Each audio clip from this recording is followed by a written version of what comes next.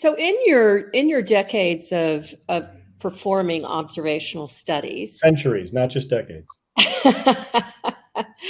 um, what have you learned that patients can offer us that you didn't think that they could offer us, let's say 20 years ago? That I've spoken to so many real world evidence researchers that have I think gotten an education from patients as a result of the COVID pandemic, of just how essential and knowledgeable they can be about their own condition. And these are very, very experienced researchers, but yet they were in a learning mode of, in fact, patients know a lot more than we often think that they do.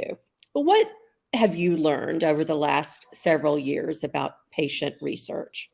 Well, uh, patients are just fundamentally important. I mean, again, you think about it, it's like the patient perspective. Why hasn't that been as valued as it is today? Why isn't it part of labeling that patients have a preference or their activities of daily living have been enhanced? Um, I think part of it is just the dialogue between researchers and patients, and even physicians and patients. Quality of life research, patient reported outcomes, activities of daily living haven't necessarily been systematically captured in routine medical care. And I had a conversation about a year ago or so with the head of the electronic medical record organization, and I said, "Come on, why can't we systematically capture quality of life information? You would think that between the standard routine visits that a patient sees with their physician, that if they're spiking in some certain way or if they're having some issues that really would register on a validated quality of life instrument, that the doc would really want to know about that, because what matters to the patient is of paramount importance."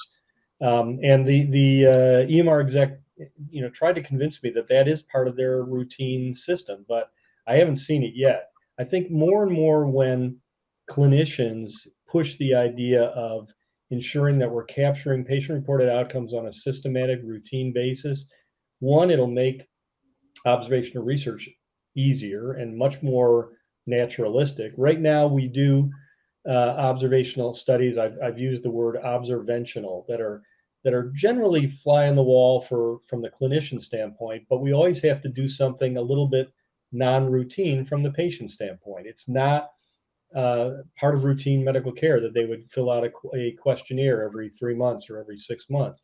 But that data is valid and vital alongside of clinical outcomes assessments, alongside of any other ways to really determine if a drug works. If a drug works and patients are miserable, that's kind of an issue that we need to deal with. So, again, I don't think it's a major revelation that in my career that patients' perspectives are of vital importance. I think the power of patient advocacy has grown over the last decade, such that the patient voice really needs to be heard and is valued, and there are validated instruments to capture it. I think part of it's also interpreting some of those validated results. The difference between a 1 and a 5 on any particular analog scale, it's got to be more than just a numeric difference. It's got to have some clinical and patient-centered significance. So I think, again, if I've said it once or twice before, education is another big part of it. So you just alluded to something that in your prior answer that got my wheels turning. Can you ever see a day that all drug labeling will have a section of patient-reported outcomes in it? Some Yeah, sort of standardized approach it, to that? it I see no reason why it shouldn't, and I see every reason why it should. It's a vital perspective. Again, the four pillars that I typically work with: clinical effectiveness, economic effectiveness or cost effectiveness, humanistic or patient-centered outcomes, and then safety, which somewhat could be amongst all of them. But clinical outcomes are obviously the critical component of drug approvals these days. Does the drug really work? Does the patient react in the way we hope? Are they miserable? I mean, this is a factor that a clinician prescribing a particular drug must have in their heads. Economic effectiveness. Well, we could debate that quite a bit, but that's something that somebody is going to be very concerned about. I know there's been a lot of debates about whether cost effectiveness should be part of an FDA approval process, and I would say probably not, but it's a variable that's important to payers and to society as far as the economic value of drugs, the concept that the price tag of a drug bears no resemblance to this stuff that's underneath the surface. We need to think about these things carefully.